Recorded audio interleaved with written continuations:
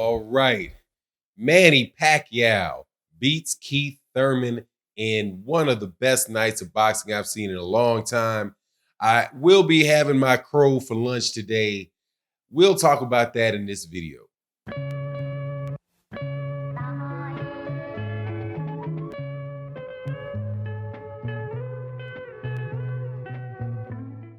All right, welcome back to the channel, subscribers. If you're not subscribed, please subscribe and hit the bell icon. Also, much love. Thank you so much, everybody that joined the Patreon. Thank you for the support over there. If you're not a Patreon, go check out the Patreon.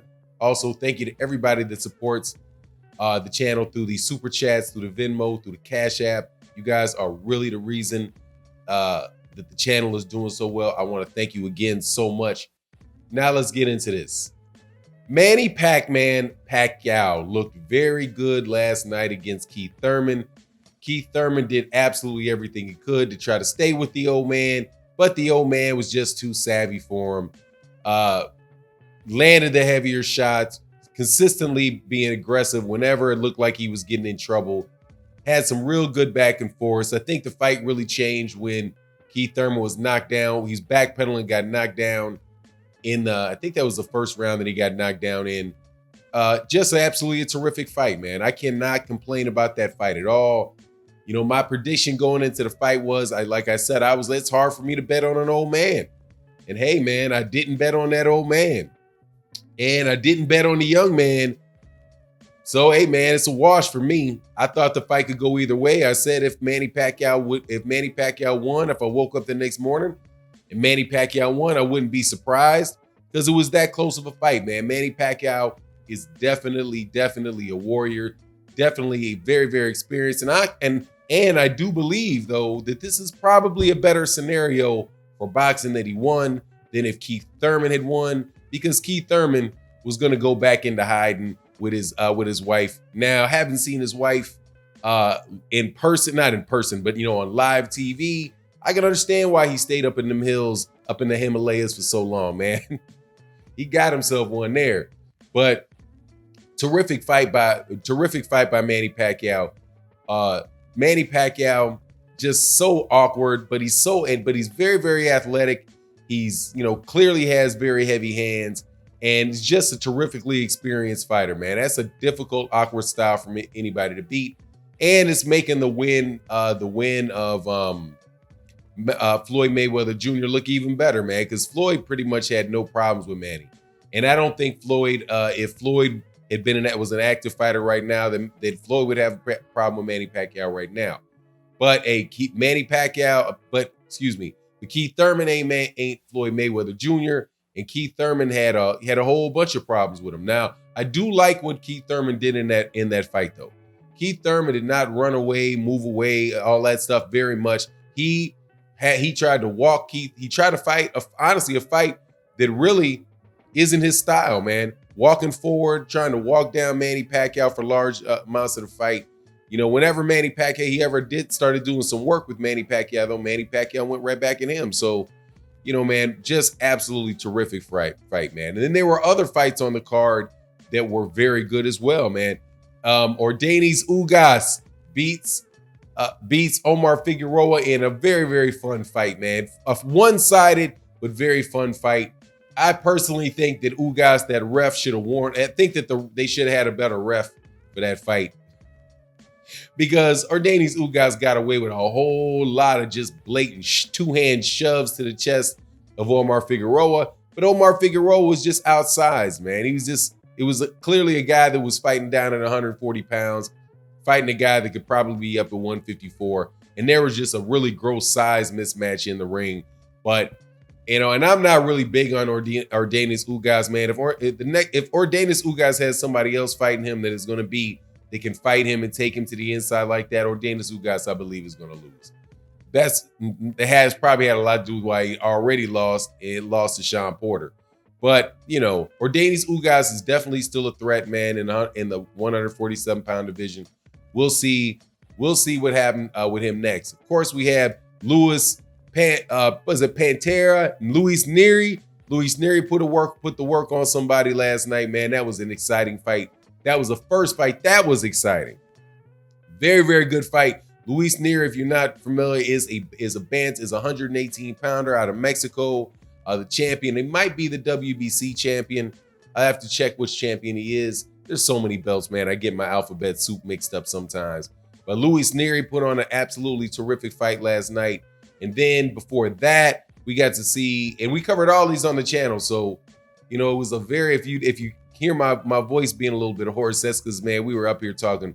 We were on the channel talking boxing for hours and hours and hours and hours. A lot of fun. So then you have another terrific fight. Well, actually not. It was more of a mismatch. But Caleb Plant beat up Mike Lee, man. Something ugly, man. Just toyed with him.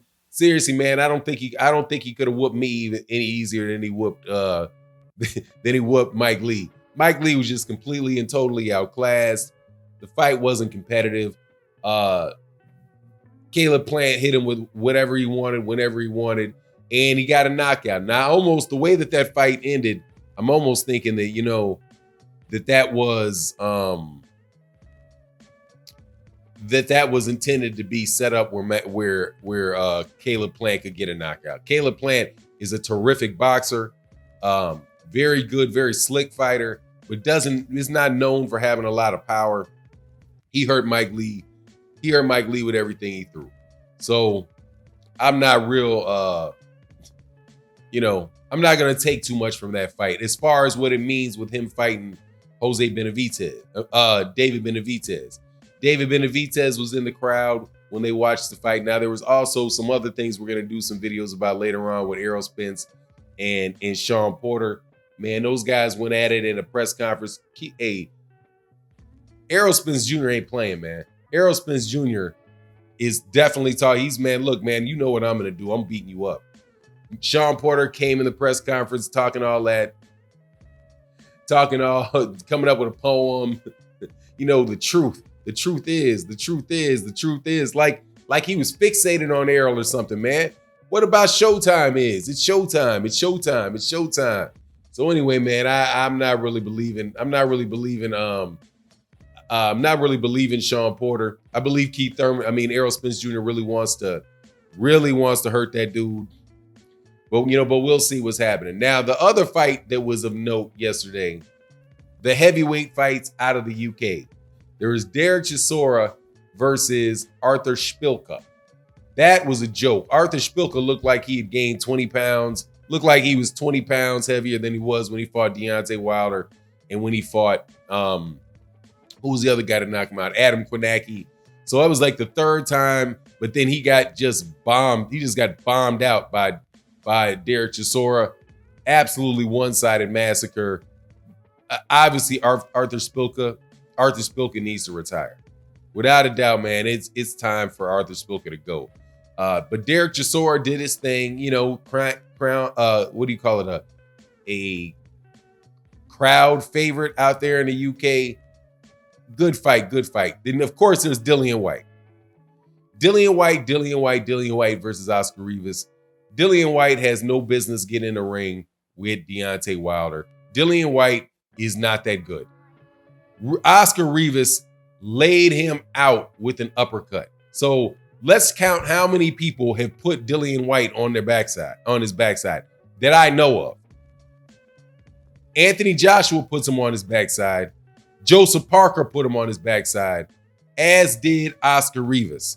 They had some ridiculously wide scorecard for that fight. I don't have a problem saying that Dillian Whyte won the fight. Dillian Whyte kept throwing that jab out there, threw a lot of jab right hand, left hook to the body, jab right hand, left hook to the body, double left hook, right hook to the body. Definitely was landing the more or throwing more punches, landing more punches. So I don't have a problem. I don't have a problem with Dillian Whyte getting the decision. However, I don't know what you guys are talking about. Some of these Dillian Whyte people, I don't know where they're coming from, acting as if Deontay Wilder's scared of this guy. What in the world is to be scared of, man? I don't think Dillian Whyte's not going to beat Ife Agagba. And by the way, Ife Agagba had a fight and went the distance. He looked pretty good, man. Still kind of slow and robotic, man. Ife is a good fighter, a little slow and robotic. But what exactly is Deontay Wilder supposed to be afraid of with Dillian White? Dillian White is going to get put to sleep inside of 3 rounds. As soon as he tries to throw a couple of them shots to the body, there's a bomb coming over the top. He's going to get hit on the chin, and he's going to go night-night. He got laid out by Oscar Rivas with a single uppercut. He got, I think it was an overhand right, a single overhand right. Boom, laid Dillian White out by Joseph Parker. Joseph Parker is not known as some power puncher. Oscar Rivas is not really known. He's a strong fighter, but he's really not known as, he's not really a big power puncher. So, it is what it is. Great night of fights. Congratulations to Manny Pacquiao. Keith Thurman, I don't know what you're going to do next, but hey, man, keep that wife happy. On the real, Keith Thurman will be back. But that's what happens when you get all that ring rust, man. He ain't been active. If he was more active, I think he probably would have had a better chance in that fight, been a little sharper. But it is what it is. Oh, my God, and he got laid down with a body shot. Man, he looked like he broke a rib in that fight. Anyway, it is what it is. Let me know what you think in the comment section. And with that, I'm out. Peace.